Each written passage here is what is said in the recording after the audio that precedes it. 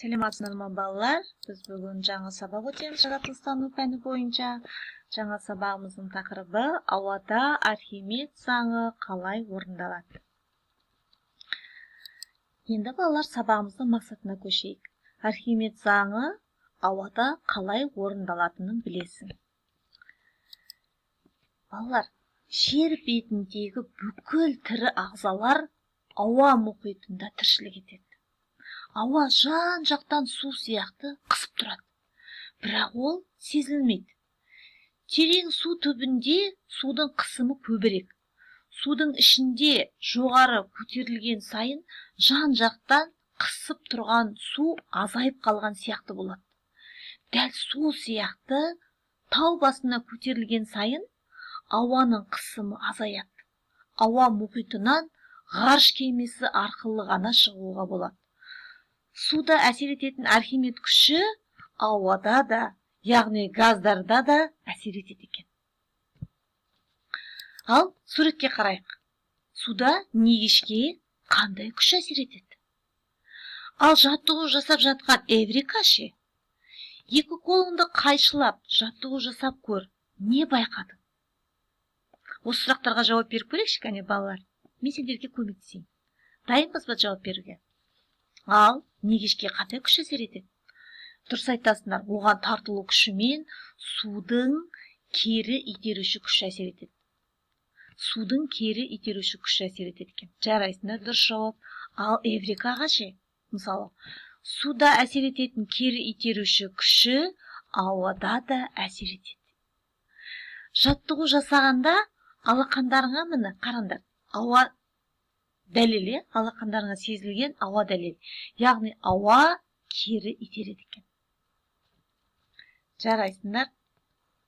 Енді суретке қараңдар. Қандай күш әсер етеді? Суретте бейнеленген екі шарды салыстырыңдар. Көк шар неге ауада қалықтап тұр?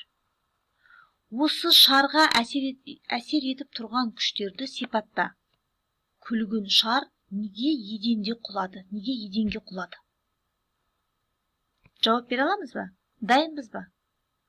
Дұрыс айтасыңдар, ал осы жауаптарын тексеріңдер. Гелиймен үрленген шар әуеге көтеріледі, дұрыс айтасыңдар. Көк шар, яғни гелиймен үрленген шар. Ал ауамен үрленген күлгін түсті, ол төмен қарай еденге түседі. Ал енді неліктен? Осы сұраққа жауап берейік.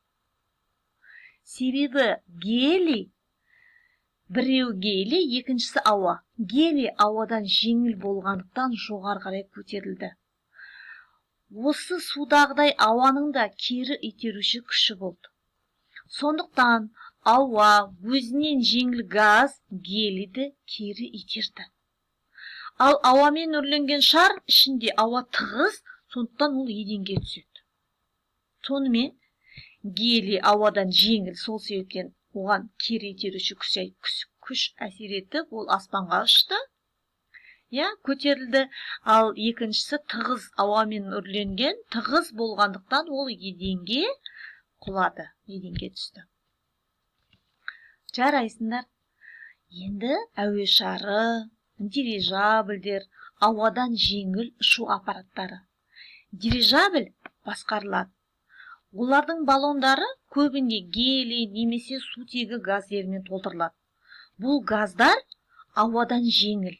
Сол себепті олар жоғары қарай Архимед күшінің негізінде көтеріледі. Қазіргі таңда сутегі газдары көп қолданылмайды. Себебі ол адамның денсаулығына зиянды болып келеді. Шарды әуеге ұшыру үшін тек жеңіл газдар ғана емес, сонымен қатар жылы ауаны да қолданады. Қыздырылған ауа да қолданылады екен.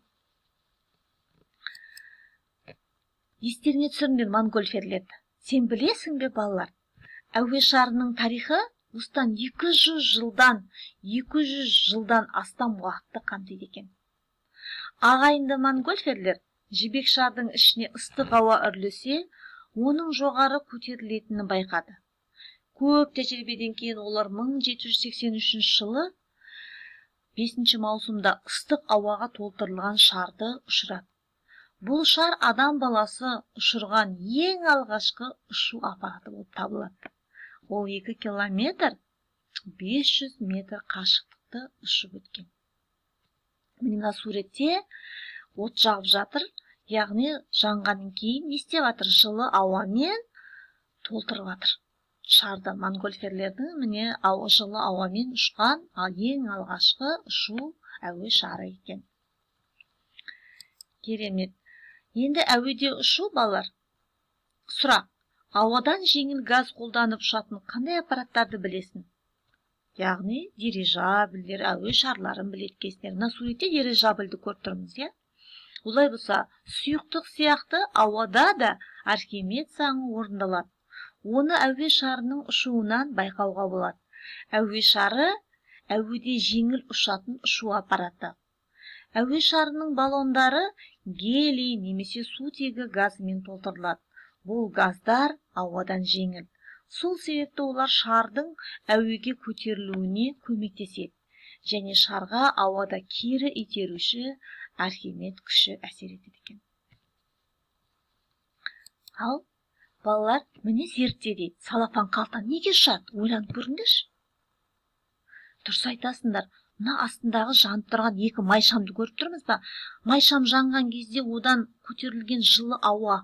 Міне салафанға сол жылы ауа толтырылып, ол не істеп жатыр? Ұшып жатыр, иә?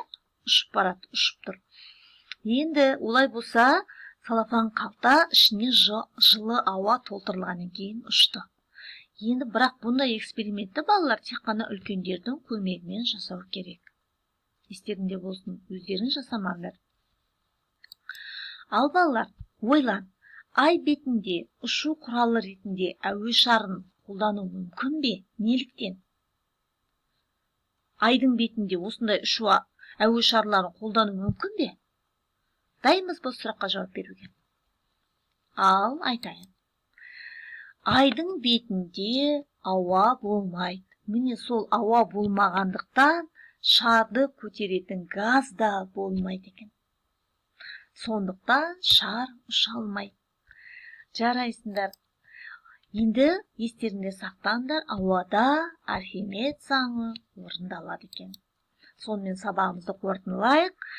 Әуе шарын ұшыру үшін баллонды қандай газбен толтырады екен? Сонымен қалай? Не түсіндік? Дұрыс айтасыңдар, балалар, гелий немесе қыздырылған ауамен толтырады екен. Ал неліктен дәл осы газ қолданады?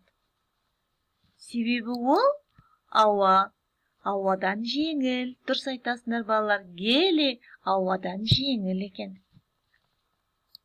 Ал ауа тарапынан әуе шарына қандай күш әсер етеді? Дұрыс айтасыңдар, балалар, судағыдай ауада да, осы әуе шарына да Архимед күші әсер етеді екен. Жарайсыңдар. Олай болса үйге тапсырма 74-75 бетті оқимыз, 58 жұмыс парағын орындаймыз.